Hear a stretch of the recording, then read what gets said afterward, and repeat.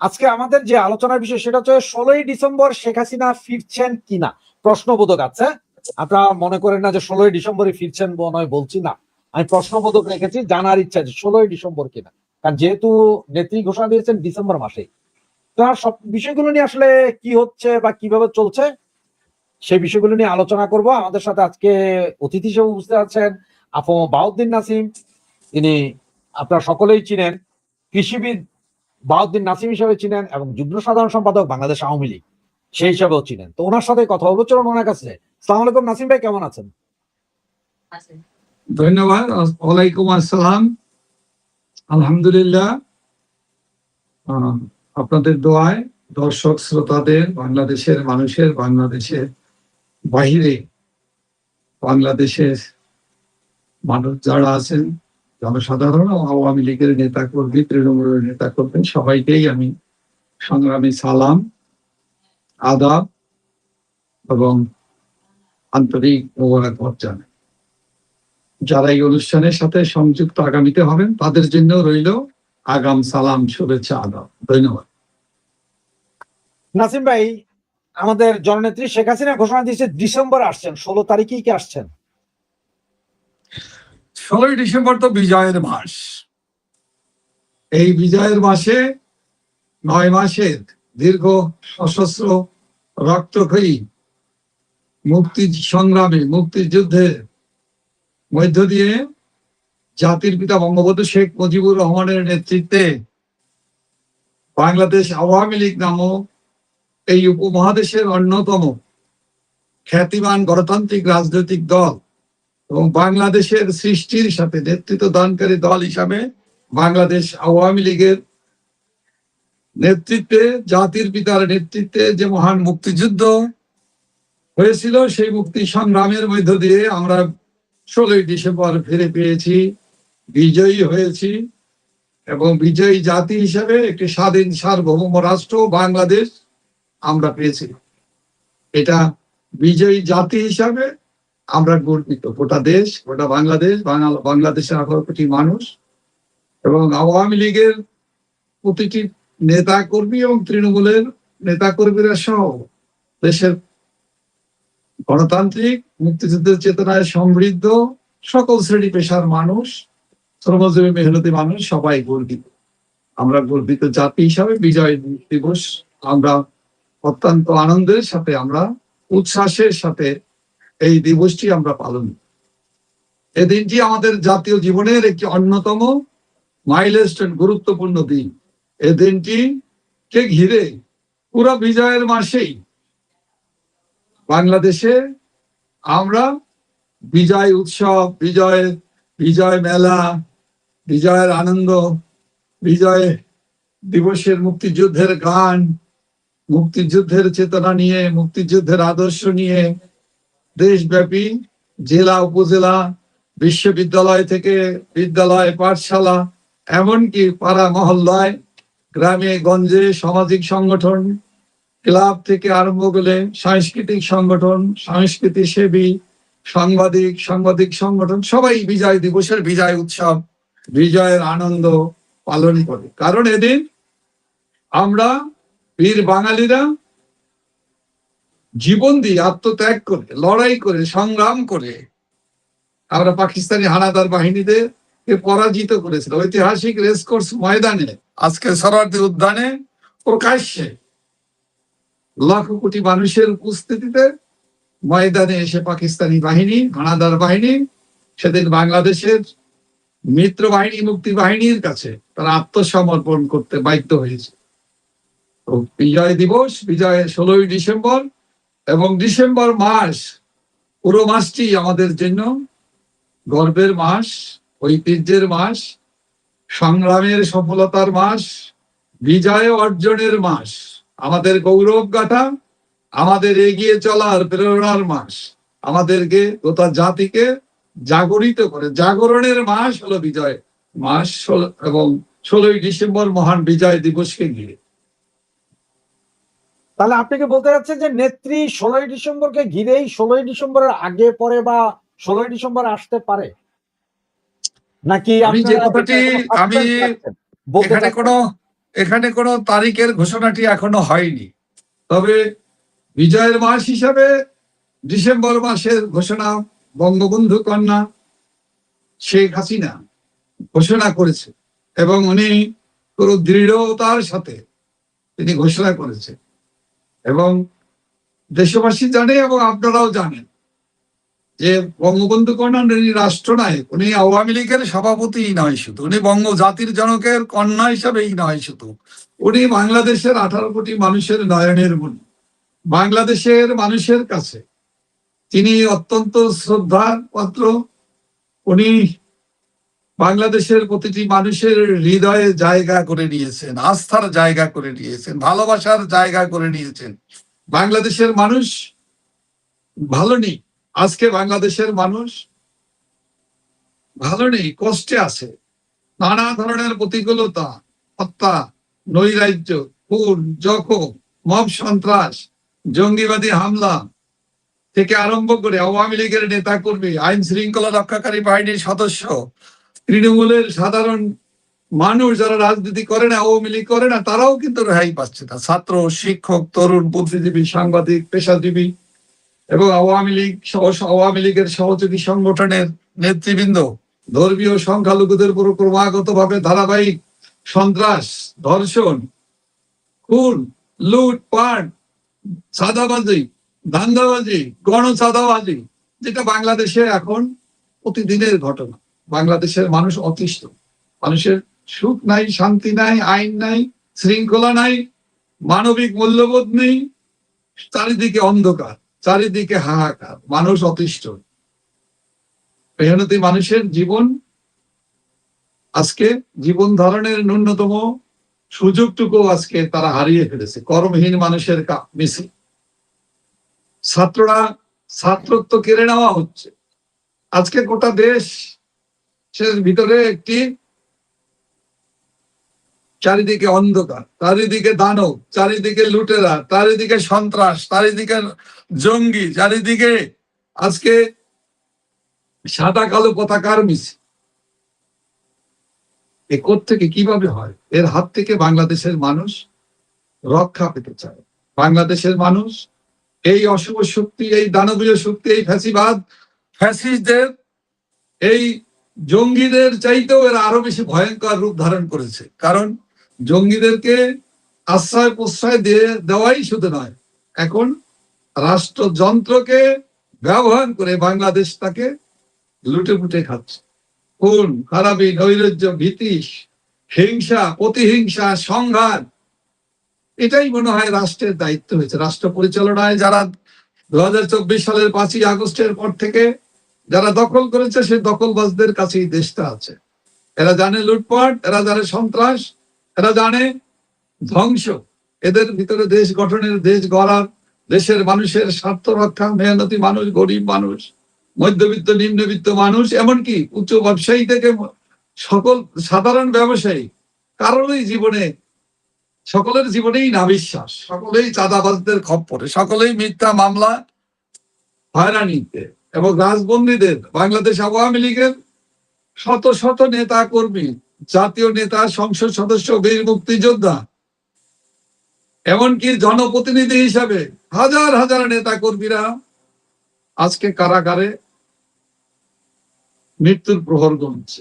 আজকে গোটা দেশটাই মনে হয় কারাগারে পরিণত হয়েছে, একটি বদ্ধ কারাগার হয়েছে বাংলাদেশ।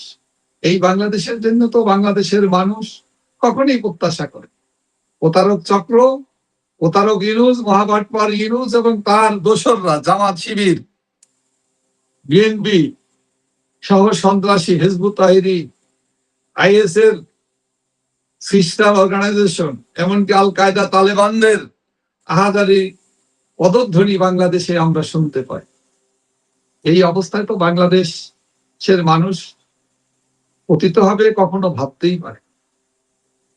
সেই জায়গায় থেকে বাংলাদেশ, বাঙালি জাতি, বাংলাদেশের ঐতিহ্য, বাংলাদেশের গৌরব গাথা, বাংলাদেশের ইতিহাস, ঐতিহ্য, শিল্প, সাহিত্য, সংস্কৃতি,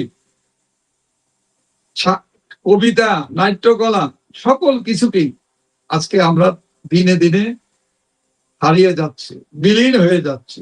বাংলাদেশটাকে জঙ্গিবাদী রাষ্ট্র পাকিস্তানের কায়দায় পাকিস্তান বানানোর ষড়যন্ত্র চলছে অব্যাহত গতিতে। এর থেকে বাংলাদেশ, বাঙালি জাতি দেশরত্ন শেখ হাসিনার নেতৃত্বে মুক্তি পেতে চায়। যে কারণে বাংলাদেশের মানুষ বঙ্গবন্ধু কন্যা দেশরত্ন শেখ হাসিনা এই মুহূর্তেই বাংলাদেশে ফিরে আসুক, এটা মানুষের প্রত্যাশা, এটা মানুষের আকাঙ্ক্ষা। এবং মানুষ বিশ্বাস করে দেশরত্ন শেখ হাসিনা বাংলাদেশে ফিরে আসলে মানুষের মুক্তি পাবে। মানুষের আকাঙ্ক্ষা বাস্তবায়নে যেভাবে 16 বছর দেশ পরিচালনা করে বাংলাদেশকে একটি উন্নয়নশীল রাষ্ট্রে পরিণত করেছিল, স্থিতিশীলতা ফিরিয়ে এনেছিল, অর্থনৈতিকভাবে মানুষ আস্তে আস্তে এগিয়ে একটি আত্মনির্ভরশীল জাতি হিসাবে এগিয়ে চলছিল, সেইগুলো সবকিছুকে ধ্বংস করে লুটপাট করে চুরমার করে দেওয়া হয়েছে। নাসিম ভাই, আপনি যেটা বললেন আমি বুঝতে পারছি, কারণ যেহেতু আসলে এই বিষয়গুলো নিয়ে ঘাটাঘাটি করে আমিও বুঝতে পারছি যে আপনি হয়তো স্পেসিফিক তারিখটা হয়তো আমাদের বলতে চাচ্ছেন না, বা এটা দলীয় কোনো সিদ্ধান্ত কোনো বিষয় আছে, এটা আমি বুঝতে পারছি, আপনি যার কারণে এড়িয়ে যাচ্ছেন। আমার যে প্রশ্ন, এটা সাধারণ পাবলিকের অনেক কমেন্টস আছে, যেমন আমি বেশ কিছু কমেন্টস আছে, একটা কমেন্টস দিই আপনাকে। ডিসেম্বরে আমাদের আর সকল সিনিয়র নেতারা কি আসবেন ভাই? মানে অবশ্যই অবশ্যই, ইনশাআল্লাহ তাআলা। যে নেত্রী প্রথম নিজেরটা দিয়েই বলি, আমাদের নেত্রী বঙ্গবন্ধু কন্যা যে ঘোষণা দিয়েছেন, উনি ওনার ঘোষণা অনুযায়ী উনি অবশ্যই যাবেন। উনি যাওয়ার জন্যই উনি বলেছেন। উনি স্পষ্ট করে একটি রয়টারের মতো সংবাদ সংস্থাকে উনি সর্বশেষ যে ইন্টারভিউটা দিয়েছেন, সেই তা থেকে উনি পরিষ্কার ভাবে বোঝা যায় উনি তাকে হুমকি দিয়ে মৃত্যু ভয় দেখিয়ে রক্তচক্ষুকে উপেক্ষা করেই তিনি বাংলাদেশে ফিরে যাবেন। তিনি বাংলাদেশের মাটিতে বাংলাদেশের মানুষের কাছে উনি ফিরে যেতে চান। তিনি যেখানে জন্মগ্রহণ করেছেন সেই মাটিতেই উনি জীবনের শেষ নিঃশ্বাস উনি ত্যাগ করতে চান।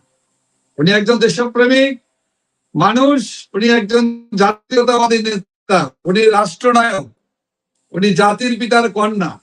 উনি যা বলেন, উনি যা বিশ্বাস করেন, উনি সেটাই বলেন এবং করেন। তো নাসিম ভাই, আমার মনে হয় আপনার সাথে আমার এখানে একটা দ্বিমত আছে। নাসিম ভাই, আপনার সাথে আমার একটা দ্বিমত আছে এখানে। থাকতেই পারে, আপনি আপনার দ্বিমত আপনি বলতেই পারেন। জি, বাংলাদেশটা কি আমার এবং আপনার কিনা? বাংলাদেশটা সকলের, বাংলাদেশটা বাংলাদেশের মানুষের। বাংলাদেশের, হ্যাঁ এইটাই বলছি যে বাংলাদেশটা বাংলাদেশের 18 কোটি মানুষের না, মেজরিটি পিপল যেটা চায় সেটাই বাংলাদেশে হবে, গণতান্ত্রিক। এই জায়গায় আমার একটা দ্বিমতটা কি জানেন, এই বাংলাদেশ যদি কেউ বলতে পারে যে আমার বাপের দেশ, সেটা একমাত্র শেখ হাসিনা বলতে পারে। কারণ বঙ্গবন্ধু শেখ মুজিবুর রহমানই আমাদের সকলের জন্য একটা দেশ তৈরি করে দিয়ে গেছিলেন, একটা জাতীয় পতাকা, একটা পাসপোর্ট, এগুলো দিয়ে গেছিলেন। এটা তো ওনার বাবার দেশ, উনি বলতে একমাত্র আমার বাবার আমি মেয়ে, বঙ্গবন্ধু পরিবারের আমরা সবাই আছি ওই দেশে। দেশটা আমাদের সকলের, উনি গর্ব করে বলতে পারে তার পিতা জাতির পিতা বঙ্গবন্ধু শেখ মুজিবুর রহমান মহান মুক্তিযুদ্ধের নেতৃত্বে গোটা জাতিকে ঐক্যবদ্ধ করেছে। তার সন্তান হিসাবে, তার জ্যেষ্ঠ সন্তান হিসাবে, রাষ্ট্রনায়ক হিসাবে তিনি দাবি তো করতেই পারেন, এটা তো যথার্থ। তাহলে ওনার যাওয়ার জন্য কি কোন সরকার, কোন আইএসএর এজেন্ট বা কোন বিদেশি শক্তির সাথে ইয়ে করার দরকার আছে, চুক্তিপত্র করার দরকার আছে? দেখেন, পরিষ্কার ভাবে একটা কথা বলতে চাই, বঙ্গবন্ধু কন্যা তিনি বলেছেন আমি বাংলাদেশের মানুষের দুঃখ কষ্ট ব্যথা বেদনা দূর করার জন্য, বাংলাদেশকে একটি স্থিতিশীল রাষ্ট্রে পরিণত করার জন্য, গণতান্ত্রিক চেতনায় সমৃদ্ধ অসাম্প্রদায়িক বাংলাদেশকে ফ্যাসিবাদী ফ্যাসিস্ট গোষ্ঠী, মৌলবাদী জঙ্গিবাদী অগণতান্ত্রিক গোষ্ঠীর হাত থেকে মুক্ত করাই তার একমাত্র লক্ষ্য। তিনি বাংলাদেশে ফিরে যাবেন, তার মাতৃভূমিতে, তার পিতৃভূমিতে, তার মানুষের কাছে। বাংলাদেশের মানুষ বঙ্গবন্ধু কন্যা দেশরত্ন শেখ হাসিনাকে প্রাণ দিয়ে ভালোবাসেন, বারবার তাকে ভোট দিয়ে নির্বাচিত করেছেন, তিনি জনপ্রিয় মানুষ। সেক্ষেত্রে কারো কাছে দাসখত দিয়ে অথবা উনি দেশে যেতে হবে এটা কখনোই উনি মনে করেন না, বাংলাদেশের মানুষও মনে করেন না। এটা বলে কাউকে মিথ্যাচার করে অপপ্রচার চালিয়ে বলেও বিশ্বাস করানো যাবে না। আর আমি তুলনা করতে চাই না, কারণ বঙ্গবন্ধু কন্যা তুলনা ওনার সাথে, ওনার তুলনা উনি নিজেই, কারোর সাথে ওনাকে তুলনা করা চলে না, যায় না। তবে একটা কথা আমি বলি, যারা বলে যে আমি আমার ইচ্ছায় আমি দেশে যেতে পারি না, আমি আমার ইচ্ছায় কিছু করতে পারি না, আমি প্রকারান্তরে যিনি বলেন বর্তমান প্রধানমন্ত্রী হিসেবে যিনি রাষ্ট্র ক্ষমতা দখল করে আছেন অবৈধভাবে, তিনি তো কদিন আগেই বলেছেন আমার ইচ্ছায় যাওয়া না যাওয়া বাংলাদেশে নির্ভর করে না, আমি পরাধীন, আমার ইচ্ছায় দেশ পরিচালনা আমি করতে পারি না। তাদের জন্য এগুলো শোভা পায়। তারা এই সকল কথা বলে, তারা নিজেদেরকে বিদেশিদের কাছে দালালে পরিণত হতে, দাসে পরিণত হতে তাদের কোনো অসুবিধা হয়। তাদের কাছে এগুলো ভালো লাগবে না যখন বঙ্গবন্ধু কন্যা নিজেই শতপ্রণোদিত হয়ে সাহসী উচ্চারণ করেন বাংলাদেশের মানুষের জন্য, গণতন্ত্রের জন্য এবং কারাগারে বন্দী হাজার হাজার লাখো নেতা কর্মীদের জন্য, সাধারণ বুদ্ধিজীবী, কবি, সাহিত্যিক, শ্রেণী পেশার মানুষদের মুক্ত করার জন্য ভয়ানক আদালতের নামে আইসিটি আদালত তৈরি করে অসাংবিধানিক ভাবে বঙ্গবন্ধু কন্যা দেশরত্ন শেখ হাসিনাকেও সর্বোচ্চ ঘোষণা দিয়েছে আদালতকে ব্যবহার করে বেআইনি ভাবে। উনি এগুলোকে তোয়াক্কাও করেন না, পরোয়াও করেন। বাংলাদেশের মানুষ মনে করে, বিশ্বাস করে দেশরত্ন শেখ হাসিনা কে ফিরে আসলে তাকে, তার পথকে বন্ধ করা, তাকে নিয়ে কোন এই অবৈধ কারাগারে এই যে ঘোষণা, এই ঘোষণাকে বাংলাদেশের মানুষ মানে না। শেখ হাসিনা আমাদের শ্রদ্ধেয় নেত্রী, তিনিও বলেছেন এগুলো I don't care, I damn. তিনি এটাকে কেয়ার করেন না, এটাকে পাত্তাও দেন না, এবং তিনি মনে করেন বাংলাদেশের মানুষ তাকে যেহেতু ভালোবাসে এবং তিনি যেহেতু কোনো খুনের সাথে জড়িত না, কোনো অন্যায় কোনো কাজ করেননি, কোনো খুন করার হুকুমও তিনি দেননি, এবং এই ধরনের কাজ করা তিনি কল্পনাও করতে পারেন, তাকে মিথ্যা মামলা দিয়ে ঘোষণা দিলেই কি হলো? এগুলোর বিরুদ্ধে বাংলাদেশের জনগণ তীব্র প্রতিবাদ, তীব্র প্রতিরোধ গড়ে তোলে।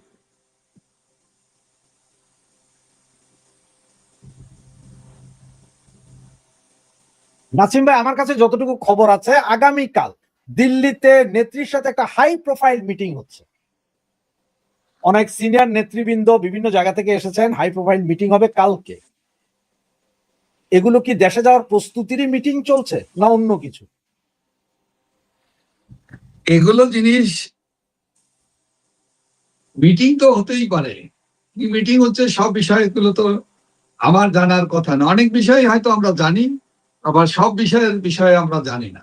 তবে আমাদের প্রচেষ্টা, যে আগ্রহ সারা দেশব্যাপী মানুষের ভিতরে, নেতা কর্মীদের ভিতরে, সাধারণ মানুষের ভিতরে, তরুণদের ভিতরে, শ্রমজীবী মেহনতি মানুষের ভিতরে, এমনকি কৃষক কিষাণীদের ভিতরেও কিন্তু দারুণ ভাবে আলোড়িত হয়েছে, আলোচিত হচ্ছে, এবং সবাই উৎসাহ উদ্দীপনা নিয়ে কিভাবে বঙ্গবন্ধু কন্যাকে সাদরে সম্ভাষণ জানাবেন, কিভাবে ওনাকে গ্রহণ করবেন, কিভাবে ওনাকে অভিনন্দন জানাবেন, কিভাবে কোথায় মিছিল সহকারে, কত বড় মিছিল নিয়ে যাওয়া যায়, কারা কারা যাবে, এগুলো নিয়ে কিন্তু কাজ কিন্তু চলছে বাংলাদেশে এবং বাংলাদেশের বাহিরেও।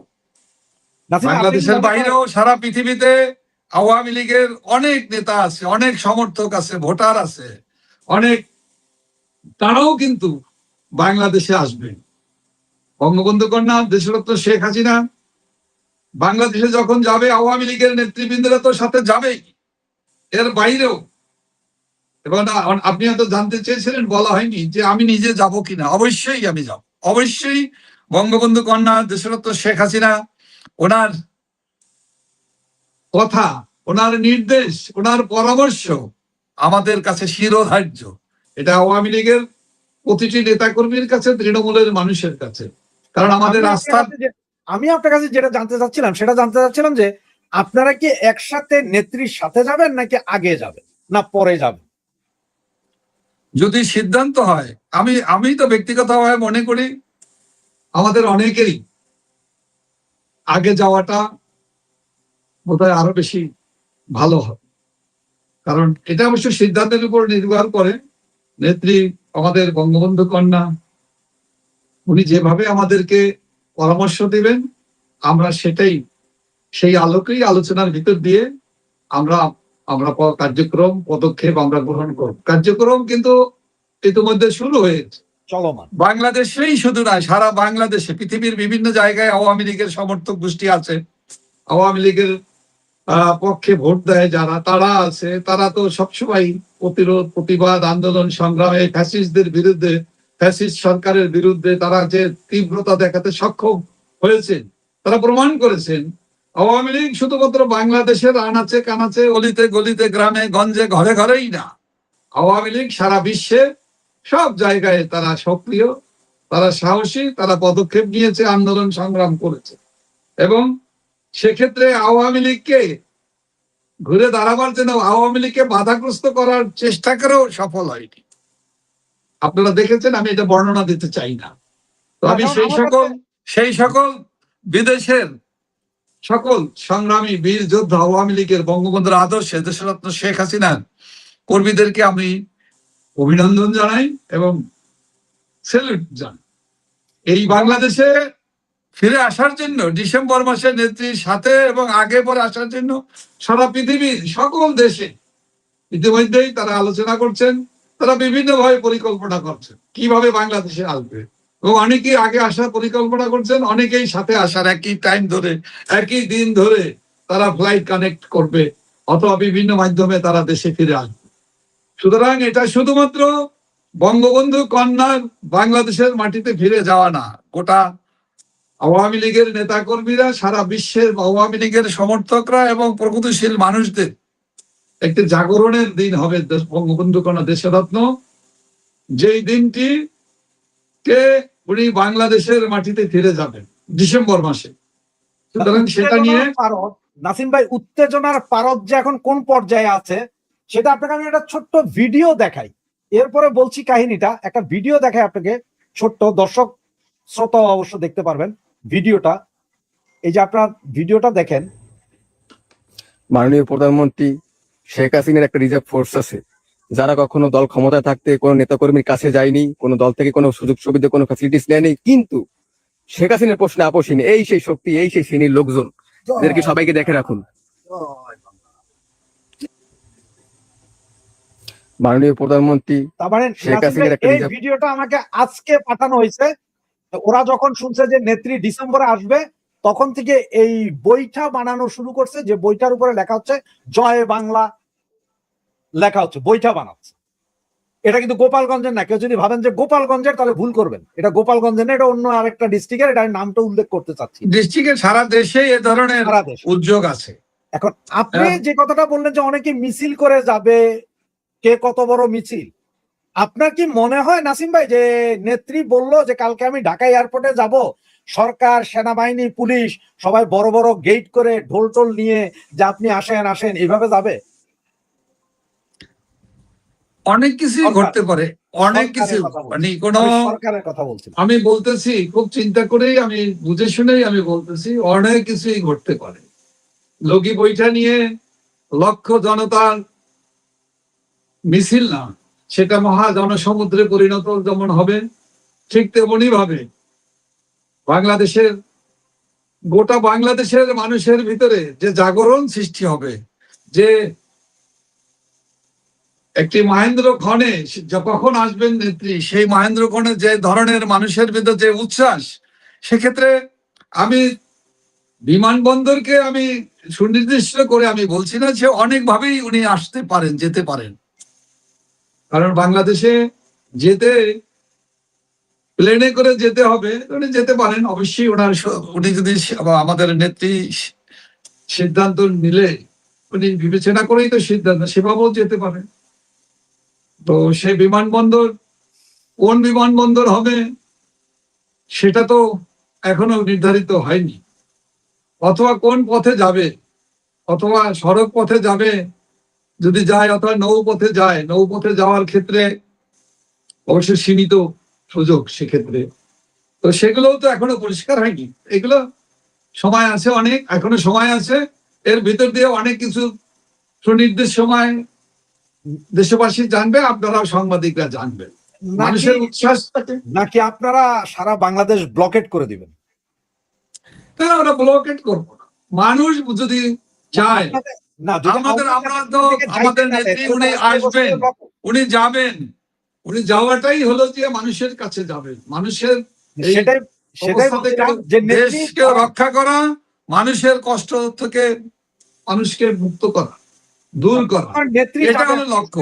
আমরা দেশকে অচল করার লক্ষ্য নয়। দেশবাসী মানুষ যদি কোনো ধরনের অনাসৃষ্টি করার, কোনো সন্ত্রাসী জঙ্গি অথবা কোনো ফ্যাসিস্ট গোষ্ঠী করার চেষ্টা চালায়, সেক্ষেত্রে জনগণ তার জবাব দিবে। না, আমি জনগণ জবাব দিতে এখন আর কোনো ভুল করবে না, অপেক্ষাও করবে না, কারণ আমাদের কারো কিছু বলতে হবে না। আমি যেটা বলতে চাচ্ছিলাম সেটা হচ্ছে যে এক্সাম্পল, বিমানে আসতে দিবেন না ওনাকে, বিমান অফ, হয়তো উনি সোজা রাস্তায় আসবেন বর্ডার ক্রস করে। সরকার হয়তো দেখা গেল যে সেদিন যে এমন ভাবে ব্লক করলো যে কেউ যাতে বের হইতে না পারে, মানে কোনো এইগুলো নিয়ে আমরা এখন ভাবছি না।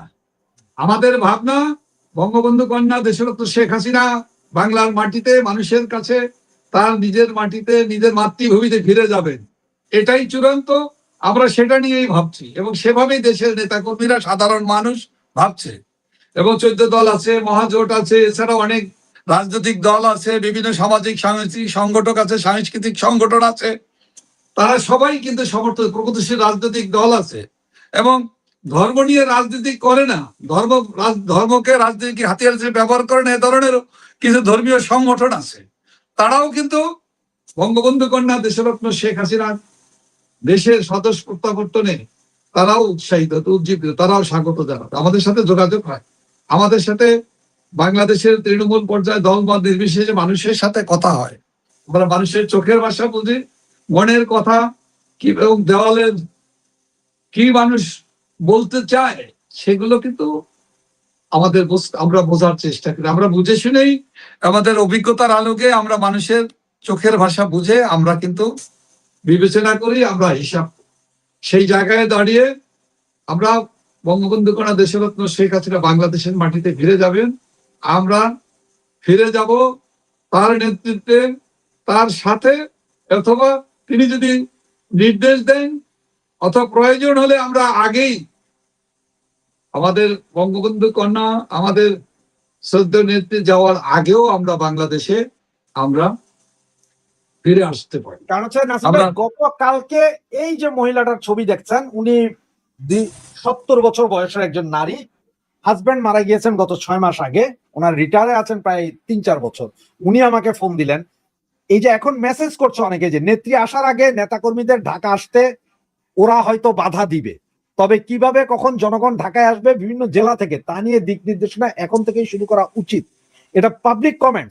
আমি যেটা জানতে চাচ্ছি যে বাধা দিবে সরকার, এটা সত্য, বাধা দিলে আপনারা কি যাকে যেখানে বাধা দেওয়া হবে সেখানে কি শান্তিপূর্ণভাবে সেই রাস্তায় বসে যাবেন কিনা আপনারা? আমি একটা কথা বলি, বাধা দিবে এটা যেমন আপনি বলতে চেষ্টা করলেন সত্য, বাধা দিবে এটা যেমন সত্য, বাধা দিবে না এটা কি মিথ্যা আপনি বলতে পারবেন? এত মজার জায়গা ওরা কি ছেড়ে দিবে? সেটা মজার ব্যাপার তো না, এটা তো দেশের ব্যাপার, দেশের মানুষের ব্যাপার, জনগণের ব্যাপার। আপামর জনগণের, জনরোষের, জনস্বার্থের বিপক্ষে, দেশের বিপক্ষে যারা কাজ করবে, তাদের কি বাংলাদেশের জনগণ তাদেরকে কি ছেড়ে দিবে? রাজনৈতিক দলের নেতাকর্মীরা তাদেরকে কি ছেড়ে দিবে? আওয়ামী লীগের নেতাকর্মীদের উপরে যে অত্যাচার, নির্যাতন, হত্যা, লুটপাট, আওয়ামী লীগের নেতাকর্মীদের ধন সম্পদ লুট করেছে, অগ্নি সংযোগ করেছে, জ্বালিয়ে পুড়ে ছারখার করে দেওয়া হয়েছে ব্যবসা প্রতিষ্ঠান, আওয়ামী লীগের কার্যালয়, বঙ্গবন্ধু ভবন 32 নম্বর, আমাদের হৃৎপিণ্ড, আমাদের সেই বাতিল পিতার সেই স্বাধীনতার স্মৃতি জাদুঘর, মহান মুক্তিযুদ্ধের নেতৃত্ব যে বাড়িতে বসে দেওয়া হয়েছে, যে বাড়িতে বসে আন্দোলন সংগ্রামের রূপরেখা তৈরি করা হয়েছে, ঘোষণা দেওয়া হয়েছে, সেই বাড়িটি, সেই 32 নম্বর বঙ্গবন্ধু ভবনকে তিনবার অগ্নিসংযোগ বুলডোজার দিয়ে রাষ্ট্রীয় ক্ষমতায় বসে পৃষ্ঠপোষকতা করে ফ্যাসিস্ট ইউনূস এবং জামাত শিবির তারা ধ্বংস করেছে। সেই ধ্বংসকারীদেরকে বাংলাদেশের মানুষ ক্ষমা করবে? কখনোই করবে। এটা শুধু আওয়ামী লীগের নেতা কর্মীদের একার দায়িত্ব নয়, একারা ক্ষমা করবে তা তো না। ক্ষমা করতে চাইলেও ক্ষমা করার বাংলার মানুষ এদেরকে ক্ষমা করবে না। এদের চেহারা পরিষ্কার, কারা কারা করেছে, কিভাবে করেছে, সমস্ত কিছু এই ডিজিটাল যুগে সবকিছুর প্রমাণ আছে। সুতরাং আমি সন্ত্রাসীদের মতো সন্ত্রাসী কায়দায় গুন্ডামি এবং সন্ত্রাসী খুন করব এই কথা আমি বলবো না, এটা আমরা বলতে পারি না, আমরা করিও না। তবে মানুষ কিন্তু কাউকে ছাড়ে না। অপরাধীদের, সন্ত্রাসীদের, লুটেরাদের, খুনিদেরকে রক্ষা কেউ করতে পারবে না। রাষ্ট্র, আইন এবং বাংলাদেশের মানুষের সদিচ্ছা বঙ্গবন্ধু কন্যা দেশরত্ন শেখ হাসিনা বাংলাদেশে ফিরে যাবেন। এটা কারো হুকুমে অথবা কারো প্রতিহত করার ভয় দেখিয়ে তো কোনো লাভ নেই। কারণ আমরা জানি কার পায়ের তলায় মাটি নাই, কাদের পায়ের তলায় মাটি সরে গিয়েছে, এটা দেশের মানুষ জানে। শুধু আমরা জানি না, এটা না, দেশের মানুষও জানে। আমি আপনাকে বারবার এই প্রশ্নটা করার পেছনে একটাই কারণ, আমি আপনার ফটো কার্ডটা দেখাচ্ছি তাহলে বুঝবেন। ইন্ডিপেন্ডেন্ট টিভির একটা ফটো কার্ড, প্রধানমন্ত্রীর তথ্য উপদেষ্টা আমাদের জাহিদ সাহেব, উনি বলেছেন দেশে খারাপ কিছু করার সক্ষমতা আওয়ামী লীগের নেই। খারাপ কিছু করার সক্ষমতা আমরা তো খারাপ কিছু করব না, উনি তো খুব সত্য কথাটা বলেছেন। আমরা তো খারাপ কিছু করি না, এবং আমরা খারাপ কিছু কাজ করার জন্য আমরা কখনো কুপরিকল্পনা করি না। ওনারা করেন, ওনারা করে আসছেন, আর তার সুবিধা ভোগ করতেছেন। ওনার উপদেশটা, উনি উপদেশ দেন, কি উপদেশ দেন? উনি নিজেই তো নিজের পরিচয়টা উনি নিজে দিতে পারেন না। সেই জন্য আমি জিজ্ঞেস করলাম যে আপনারা কি শান্তিপূর্ণভাবে রাস্তায় বসে ব্লকেড হয়ে যাবে কিনা, কারণ রাস্তায় বসে গেলে তো ব্লকেড। এত ক্ষুদ্র চিন্তার ভিতরে বাংলাদেশ আওয়ামী লীগ, বঙ্গবন্ধু কন্যা রাষ্ট্রনায়ক শেখ হাসিনা চিন্তা করেন। তিনি দেশকে ভালোবাসেন, দেশকে উন্নয়নশীল রাষ্ট্রে পরিণত করেছিলেন তার সুদক্ষ পরিচালনায়। আর বর্তমান তথাকথিত প্রধানমন্ত্রী দরখাস্ত দিয়ে দরিদ্র রাষ্ট্র বানানোর জন্য জাতিসংঘের কাছে কি বলে উনি দরখাস্ত করেছে। কারণটা কি? কারণটা হলো ভিক্ষা, রিলিফ, এটা সেটা, ত্রাণ পাওয়া যাবে, নেওয়া যাবে, এবং সেটা দিয়ে সেখান থেকে লুটপাট করা যাবে। অর্থাৎ তলাবিহীন ঝুড়ির বাংলাদেশকে পরিণত করাই তার একমাত্র লক্ষ্য। যারা বাংলাদেশকে টিকে থাকবে না, যারা বাংলাদেশ তলাবিহীন ঝুড়িতে পরিণত হবে, বাংলাদেশ ব্যর্থ হবে, এই স্বাধীনতা টিকে থাকবে না, যারা বলতেন, তাদের সাথে যারা সায় মিলিয়েছেন, ওনারা আবার সেই জায়গায় বাংলাদেশকে নিয়ে যেতে চাচ্ছেন। কিন্তু এত সহজ নয়। বাংলাদেশের মানুষ এদের কোনো ষড়যন্ত্রই এরা বাস্তবায়ন করতে পারবে না। উপযুক্ত সময় তৈরি হয়েছে, মানুষের পিঠ দেওয়ালে ঠেকে গিয়েছে। মানুষ এখন সামনে আগাতে চায়, মানুষ এখন এই অভিশপ্তদের হাত থেকে মুক্তি চায়।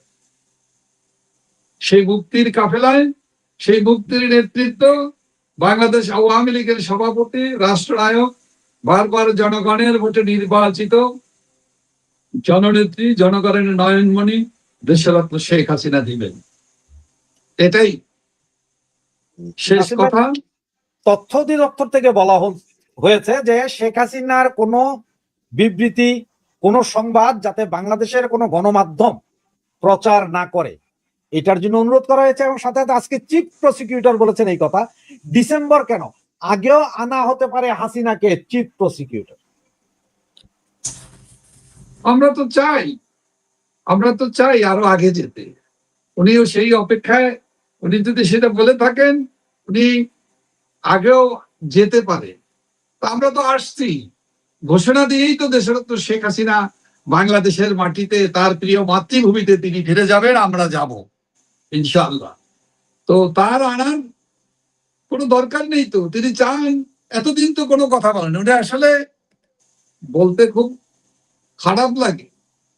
ওই যে একটা কথা আছে না, যে তার আগেও উনি কোনো উদ্যোগই তো নেয়নি। দুদিন আগে তো বলেছে এগুলো ব্যাপার নিয়ে ওনার কোনো ভাবনা নেই। যেদিন বললো আওয়ামী লীগকে দিল্লিতে দাফন কাফন করা হয়ে শেষ করা হয়েছে, দাফন কাফন করা হয়ে গেছে, বলছে না স্বরাষ্ট্র মন্ত্রণালয়ের মন্ত্রী মহোদয়, সালাউদ্দিন আওয়ামী লীগ দিল্লিতেই দাফন কাফন শেষ হয়ে গেছে। তারপরের দিনেই চিফ এক্সিকিউটিভ আওয়ামী লীগের অপরাধ উনি দেখতে পেলেন।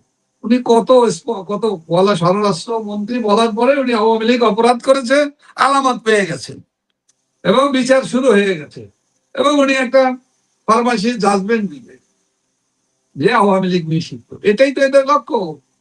কোতোয়াল বলছে সৈনিক জবাই করা শুরু করে দিয়েছে না, আওয়ামী লীগকে নিষিদ্ধ করবে। আওয়ামী লীগকে নিষিদ্ধ করতে হবে।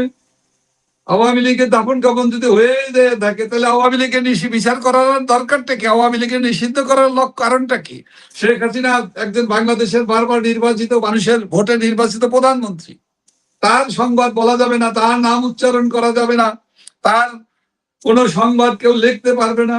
অন্ধকারে টেলিফোন করে প্রেস সচিব, প্রধানমন্ত্রীর প্রেস সচিব হুমকি দেয়।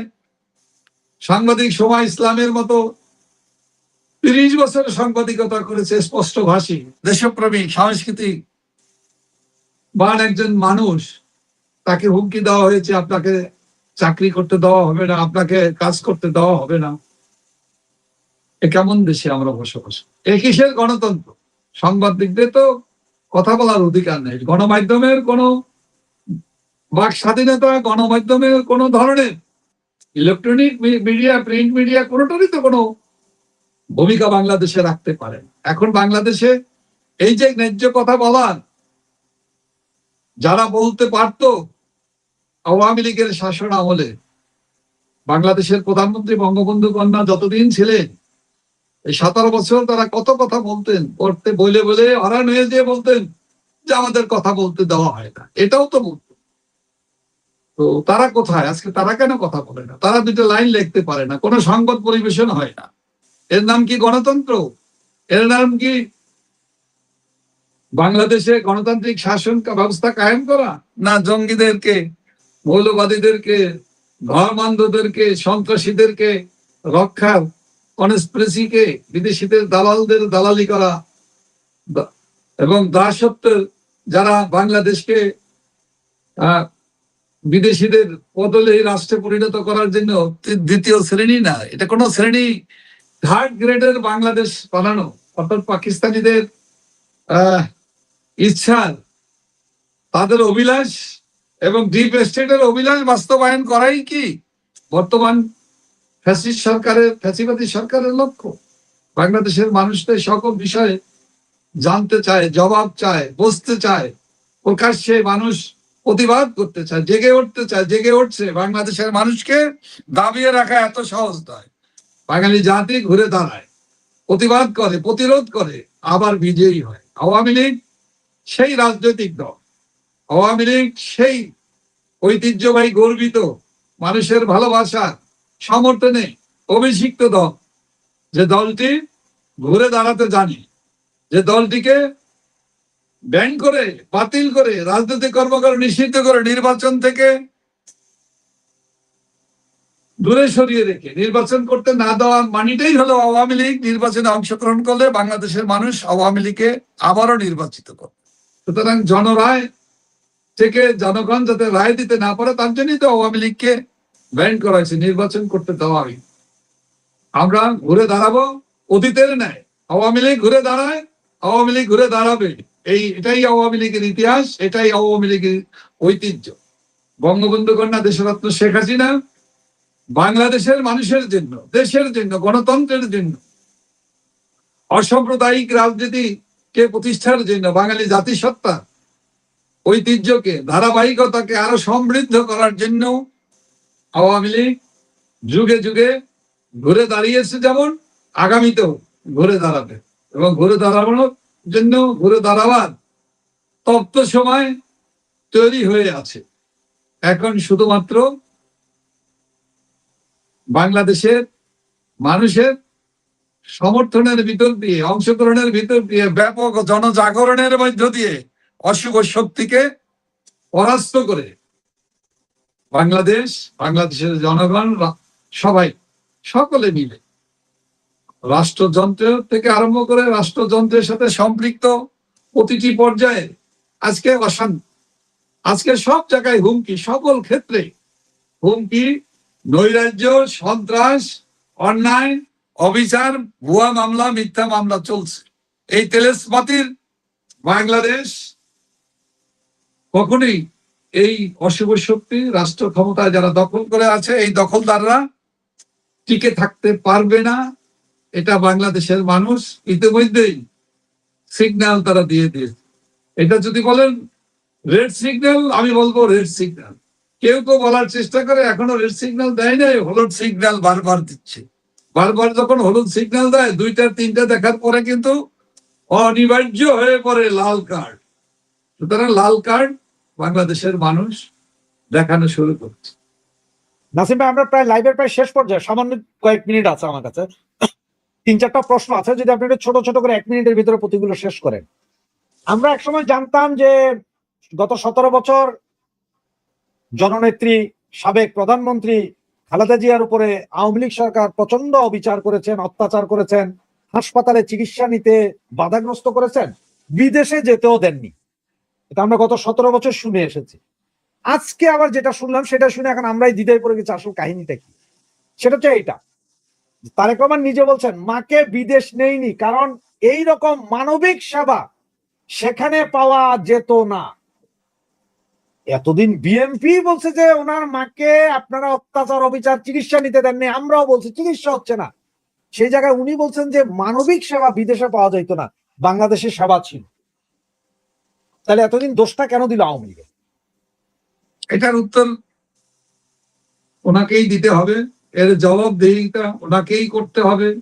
বাংলাদেশের মানুষেরকে প্রতারণা করা, যাদের রাজনৈতিক অংশ হয়ে দাঁড়ায়, যারা রাষ্ট্রকে, রাষ্ট্রযন্ত্রকে, এমনকি বাংলাদেশের মানুষের সাথে প্রতারণা করেছে ফ্যাসিস্ট ইউনূস এবং তার দোসরদের সাথে এই বিএনপি, জামাত, তারেক রহমানটা তো সংশ্লিষ্ট তো ছিলই, এবং তারা প্রকাশ্যে বলেন, এখন দাবিদার হন, প্রকাশ্যে কেউ অগ্নিসংযোগ, কেউ খুনের দায়িত্ব নেন, কেউ মেটিকুলাসলি ডিজাইনের কথা ফ্যাসিস্ট ইউনূস বারবার বলেছেন। এবং একইভাবে বিএনপির নেতারাও তো, তারেক রহমান নিজেও তার কৃতিত্ব তার দলের ছাত্র দল, যুব দলের নেতারা ঘোষণা করছে। সুতরাং এরা তো এক অভিন্ন সত্য, এরা সত্যকে আড়াল করা, প্রতারণা করা, প্রতারিত করে বাংলাদেশের মানুষকে বিভ্রান্ত করতে চায়। তো আগে বলেছে মানুষের আবেগ অনুভূতিতে তারা বলার চেষ্টা করে বাংলাদেশের মানুষকে ভুল বুঝিয়েছে যে বেগম খালেদা জিয়াকে অন্যায়ভাবে তাকে চিকিৎসা করতে দেওয়া হয়, অথচ সমস্ত ধরনের চিকিৎসা বাংলাদেশে উনি পেয়েছে। ওনাকে যখন দেশের বাইরে যাওয়ার জন্য অনুমতি দেওয়া হয়েছে, তখন কিন্তু উনি আর যাননি। এমনকি তত্ত্বাবধায়ক ফ্যাসিস্ট ইউনূস এসে যখন তাকে বিদেশে যাওয়ার জন্য অনুমতি দেওয়া হয়েছে, দেখেছেন আপনি কতদিন, কত মাস তিনি অপেক্ষা করেছেন। এটা তো শক্ত একটা জিনিস। এইভাবে এখানে সেবা, শুশ্রূষা, নার্সিংটা যতটা সম্ভব বাংলাদেশে করা হয় এরকম, এবং আমাদের দেশে তো ভালো চিকিৎসক আছে, আমাদের দেশে তো সেই মানের চিকিৎসক, উন্নত সমৃদ্ধ দেশের চিকিৎসকদের চাইতে কোনো অংশে বাংলাদেশের চিকিৎসকরা তো পিছিয়ে নেই। আপনি আবার বলবেন আপনার স্ত্রী চিকিৎসক, আপনার সাফাই কাতেন। বাস্তবতাটা হলো আমাদের দেশের ডাক্তাররা তো বিভিন্ন দেশে, এমনকি ইউরোপ, আমেরিকা, লন্ডন, ইউকে থেকে আরম্ভ করে বিভিন্ন দেশে সুনামের সাথে তারা চিকিৎসা চিকিৎসা সেবা দিচ্ছে মানুষদের। বড় বড় হসপিটালে, বিখ্যাত হসপিটাল সিঙ্গাপুরেও করে, আপনার ব্যাংককের বড় বড় হসপিটালে করছে। এটা আমি জানি।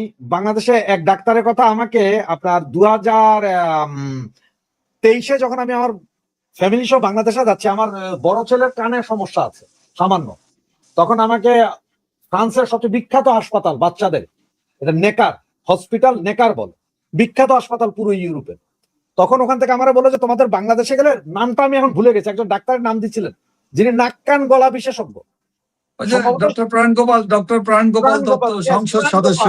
হ্যাঁ, উনি লিখে দিছিল আমাকে কাগজে যে এইটা প্রাণ গোপাল দত্তর, এবং মোবাইল নাম্বার দিয়ে দিছিলেন।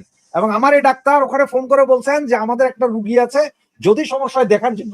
তখন উনি বলছিল যে এসে দেখা করেন। আমার সাথে কথা হয়েছিল, কিন্তু আমার প্রয়োজন হয়নি, কারণ আমরা ছিলাম মাত্র 15 দিন, চলে আসছি, যার কারণে দেখা হয় না। কিন্তু এটা এইখানকার ডাক্তার আমার দেশের ডাক্তারের কথা বলে দিছে, এটা আমি জানি। অনেক আছে, প্রাণ গোপাল দত্ত তো স্পেশাল, বিশেষ বিশেষ ধরনের নিউরোলজিতে, নিউরো সার্জারিতে আমাদের বিখ্যাত অনেক ডাক্তার আছে, এবং বিভিন্ন জায়গায় বিশেষজ্ঞ ডাক্তারের সংখ্যা হাজার, মানে অসংখ্য আছে। হয়তো অনেক ক্ষেত্রে যন্ত্রপাতির অভাব থাকতে পারে, সেই ধরনের অত্যাধুনিক লেটেস্ট যন্ত্রপাতি হয়তো নাও থাকতে পারে, কিন্তু চিকিৎসক হিসাবে বিশেষজ্ঞ চিকিৎসা দেওয়ার মতো উপযুক্ত পরিবেশ পরিস্থিতি বাংলাদেশে কিন্তু দেশরত্ন শেখ হাসিনার এই শাসন আমলেই এই আত্মনির্ভরশীল ওই জায়গাটা তৈরি হয়েছে। উনি প্রধানমন্ত্রী হিসেবে উনি নিজেও কিন্তু বাংলাদেশে চক্ষু হসপিটালে যে 20 টাকার টিকিট কেটে চিকিৎসা নিয়েছে, এবং উনি এটা লোক দেখানো না, উনি যেতেন এবং উনি মনে করতেন,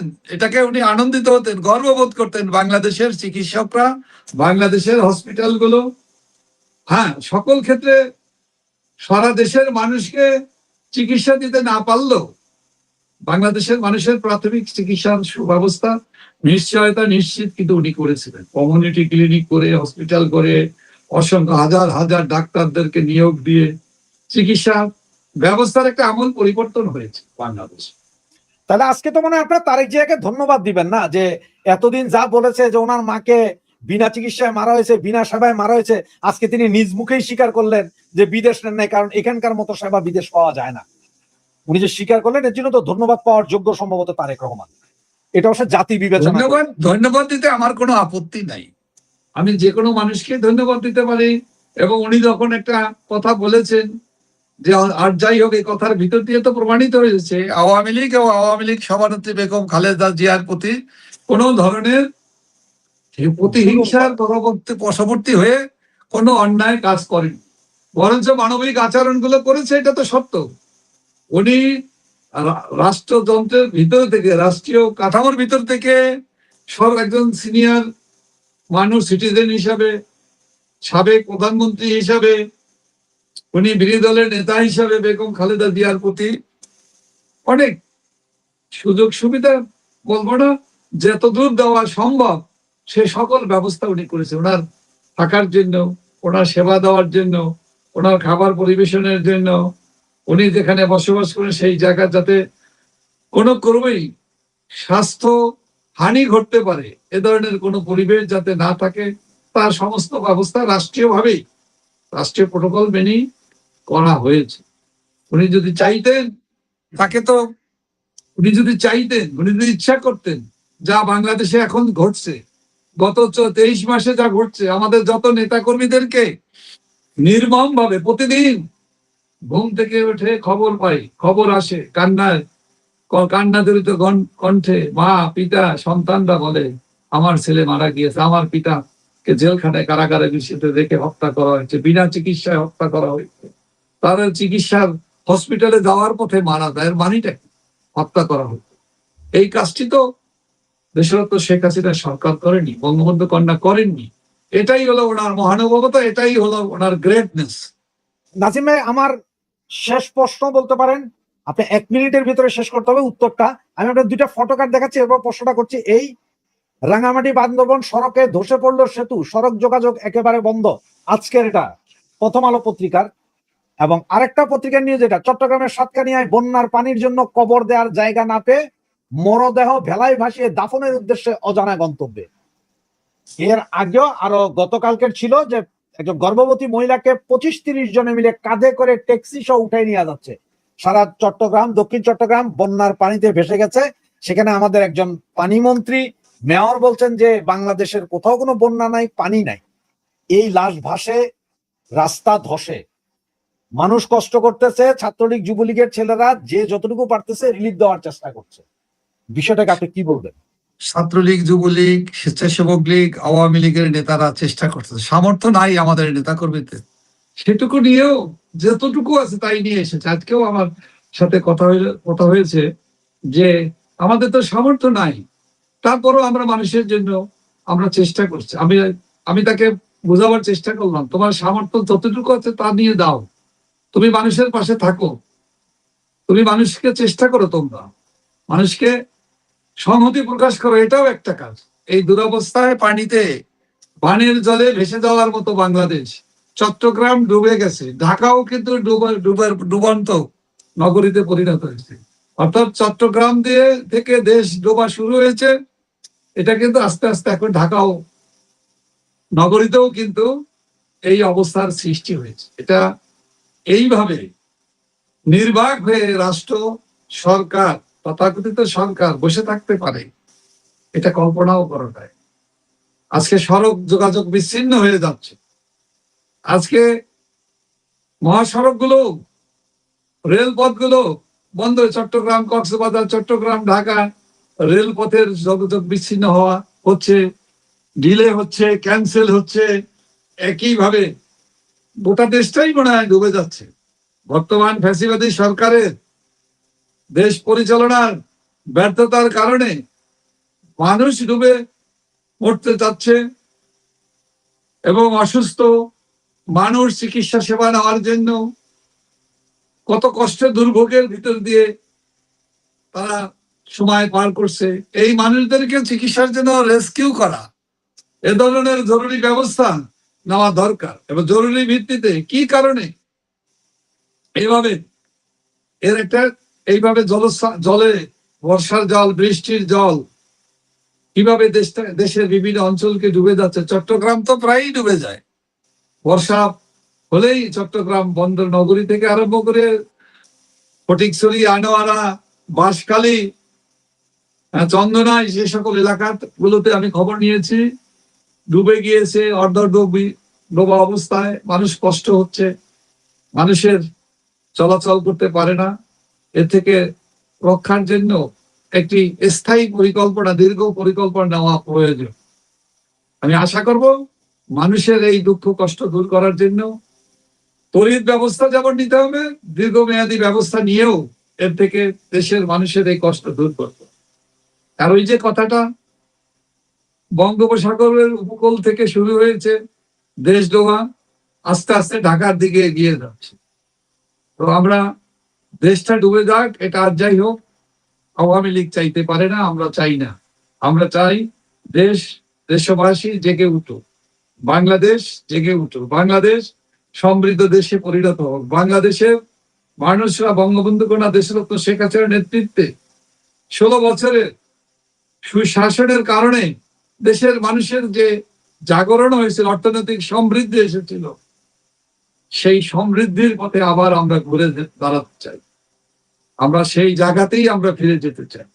দেশ ডুবে যাক, আমি এটা আওয়ামী লীগ চাই। জি, লাস্ট একটা প্রশ্ন, এটা 1 মিনিটের ভেতরে শেষ করতে হবে। সেটা, আরেক পোশাক কারখানা অনির্দিষ্টকালের জন্য বন্ধ ঘোষণা আজকে এটা, এবং এটাতে লোক সংখ্যা ছিল 7,500। কোরবানির পর থেকে এই পর্যন্ত প্রায় 33টা গার্মেন্টস ফ্যাক্টরি বন্ধ হয়েছে, যার মধ্যে 8টা-10টা গার্মেন্টস ফ্যাক্টরি আমি নিজেই চিনি। এগুলো সবগুলোতে 10 থেকে 15,000 করে। তাহলে এভাবে গার্মেন্টস ফ্যাক্টরি যদি বন্ধ হয়, গরিব মানুষগুলো যাবে কোথায়? শুধু গরিব মানুষ তো কর্মহীন হচ্ছে, এটা তো কর্মহীন শ্রমজীবী মানুষ। এবং আমাদের এই গার্মেন্টস সেক্টরে আমাদের নারী কর্মীরা সবচেয়ে বেশি কাজ করে, আজকে তারাও কিন্তু কর্মহীন হচ্ছে। নারীর যে জাগরণের ভিতর যে সৃষ্টি হয়েছিল বাংলাদেশে, সেই নারীরা আজকে অসহায়, তাদের আইন শৃঙ্খলা বাহিনীও তাদের নিরাপত্তা দেয় না, দিতে পারে না, ব্যর্থ। তার পাশাপাশি আজকে কর্মহীন হয়ে যাচ্ছে। আজকে বিদেশি বিনিয়োগ বন্ধ, এই গার্মেন্টস ফ্যাক্টরি গুলো বন্ধ হয়ে যাওয়া, মানুষ কর্মহীন হয়ে যাওয়া, অসহায় হওয়া, পাশাপাশি বিদেশি যে রেমিটেন্স আমাদের আয়ের একমাত্র জায়গা, সেই জায়গাটাও কিন্তু শেষ হয়ে যাচ্ছে। অর্থাৎ স্বপ্ন দুঃস্বপ্নে পরিণত হচ্ছে। আর কোন স্বপ্ন যাতে টিকে থাকুক তার প্রতিকারের ব্যবস্থা এই অযোগ্য সরকার করতে পারে না, নেওয়া হচ্ছে না। আজকে কারখানা, এই সকল কারখানাগুলো তো যা মানুষ কাজ করে তাদের জীবিকা, এমনকি এই কারখানার আয়ের ভিতর দিয়ে তো রাষ্ট্রের আয় হয়, জনগণের হয়, রাষ্ট্রের হয়। ব্যবসায়ী হিসেবে তার হয়তো ব্যক্তিগত লাভ লোকসান, লাভ তো হতেই পারে, কিন্তু দোষের কিছু নাই। কিন্তু রাষ্ট্রীয় ভাবে যে আমরা ফরেন কারেন্সি আর্ন করতাম, সেটা বন্ধ হয়ে যাচ্ছে। একসময় বাংলাদেশ ছিল দ্বিতীয় পৃথিবীর প্রতিযোগিতায় গার্মেন্টস মানে বিদেশে এক্সপোর্ট করে, রপ্তানি করে। আমরা কিন্তু সেই দ্বিতীয় স্থান হারাতে বসেছি। সেই দ্বিতীয় স্থানে কিন্তু আমরা এখন হারাতে বসেছি, মিডিয়াতে আমরা দেখতে পাচ্ছি। এইভাবে ফ্যাক্টরি বন্ধ হলে এই পজিশন যাবে। একবার পজিশন আমরা হারালে কখনোই এটা পুনরুদ্ধার করা এত সহজ নয়। এর জন্য দরকার রাষ্ট্রীয় পলিসি, এর জন্য দরকার রাষ্ট্রের সমর্থন, রাষ্ট্রের ব্যবস্থা করুন। কিন্তু এগুলো নিয়ে তো ওদের ব্যবস্থা, যারা দলীয়করণ করছে, এরা দখলীকরণ করছে, জবরদখল, চাঁদাবাজি আর ধান্দাবাজি চলে। কিন্তু রাষ্ট্রের নীতিগত যে পলিসিগুলো নিয়ে ব্যবসায়ীদেরকে, কলকারখানা কে যারা করে, শিল্প উদ্যোক্তাদেরকে সাপোর্ট করা, সহযোগিতা করা, বিদেশি বিনিয়োগকারী আনা। আজকে বাংলাদেশে গত 2 বছরে কোন বিনিয়োগকারী বাংলাদেশে এসে বিনিয়োগ করেছে তার কোনো নমুনা, কোনো উদাহরণ নাই। অর্থাৎ আমরা দিনে দিনে ধ্বংসের দিকে দ্বার প্রান্তে বাংলাদেশ এগিয়ে চলছে। আচ্ছা, একসময় ইমার্জিং টাইগার অফ বাংলাদেশ, আজকে আমরা কোথায় মার্জিন হয়ে যাচ্ছি, কোথায় মার্চ করছি? আজকে আমরা অনুদানের ভিক্ষাবৃত্তির চেষ্টা চালাচ্ছি। এখন আমরা সেই চেষ্টা করতেছি। আমরা ইউক্রেনের সাথে যারা দীর্ঘ যুদ্ধ করে, লড়াই করে, সেই ইউক্রেনের সাথে আমরা এখন পাল্লা দিচ্ছি। তারা প্রথম না আমরা প্রথম, দরিদ্রতায়, অভাবে পিছিয়ে পড়া দেশ হিসেবে। এই হয়েছে আজকে আমাদের দেশের মানুষের ভবিষ্যৎ, বাংলাদেশের ভবিষ্যৎ সম্ভাবনা কোথায় নামিয়ে এনেছে এই দুর্নীতিবাজরা, লুটেরা, এই দেশ ধ্বংসকারী বিদেশি দালালরা, যারা বলে সবার আগে বাংলাদেশ। তারাই সবার আগে বাংলাদেশকে বিদেশের কাছে বিক্রি করে দিয়েছে এবং চুক্তি করেছে। চুক্তি করে এসে এখন নির্বাক পাথরের মতো বসে আছে। তাকে অসহায়ত্ব প্রকাশ করছে, নাকি দাসখত দেওয়ার সম্মতি দিয়ে রাষ্ট্র ক্ষমতায় লুটপাট করার জন্য টিকে থাকার চেষ্টা চালাচ্ছে? এটা পরিষ্কার করতে হয়। আমরা লাইভটা শেষ করব আজকে এখানে। আপনাকে অসংখ্য ধন্যবাদ, আপনি আমাদের সাথে এসে সময় দেওয়ার জন্য। সুপ্রিয় দর্শক শ্রোতা মণ্ডলী, এতক্ষণ আপনারা যারা আমাদের লাইভটি শুনছিলেন, আপনারা অনেকে দেখেছেন যে আমরা চেষ্টা করেছিলাম নাসিম ভাই থেকে একটা স্পেসিফিক ডেট বাই করা যায় কিনা, বা যেদিন আসবেন সেদিন আমরা কি করতে পারি, কে কি করতে পারে সেই বিষয়ে। তো স্পেসিফিক ডেট আসলে উনি বলেননি, এটা হয়তো সিক্রেট ব্যাপার হতে পারে, বা আসলে কি করতে হবে, কি করা যাবে সেই বিষয়েও সরাসরি বলেননি। কারণ ওনারা মুরব্বী মানুষ, তো আমাদের বাবাদের বয়সে ওনারা অনেক কথা আসলে ওনারা বলতে পারেন না। এটা কৌশলগত ব্যাপার, সংক্ষেপে আমি বলতে পারি, এটা কৌশলগত ব্যাপার। আমার বয়স যদিও 50 বছর হয়ে গেছে, তারপরে আমার মনে হয় আমি 16 বছরের। তো আমি শুধু আমার দর্শকদের, আমার ভাইদের একটা কথা বলবো, যেদিন নেত্রী ঘোষণা দিবেন যে আমি কালকে আসতেছি, পরশু আসতেছি, তারপরের দিন আইতেছি, মনে রাখেন সেই দিনই আপনারা করতে হবে 4 তারিখ আর 5 তারিখ। 24-এর 4 তারিখ 5 তারিখ আপনার আমার সাথে যা হয়েছিল সেই দিন সেই জিনিস, মানে যেই ভয়ে আমরা আজকে এই জায়গায়, সেম ভয়টা ওদেরও দিতে হবে। এটাই ছিল আমার শেষ কথা, এটাই মনে রাখেন। তো নাসিম ভাই আপনাকে ধন্যবাদ। দর্শক শ্রোতা মণ্ডলী, নাসিম ভাইকে আবারও আনবো, আমরা ডিসেম্বরের আগ পর্যন্ত চেষ্টা করব নাসিম ভাইয়ের মুখ থেকে ডেটটা বাইর করা যায় কিনা, সেই পর্যন্ত আমাদের চেষ্টা অব্যাহত থাকবে। শুভরাত্রি, সকলে ভালো থাকবেন। ধন্যবাদ সবাইকে, ধন্যবাদ। জয় বাংলা, জয় বঙ্গবন্ধু, বাংলাদেশ চিরজীবী হোক।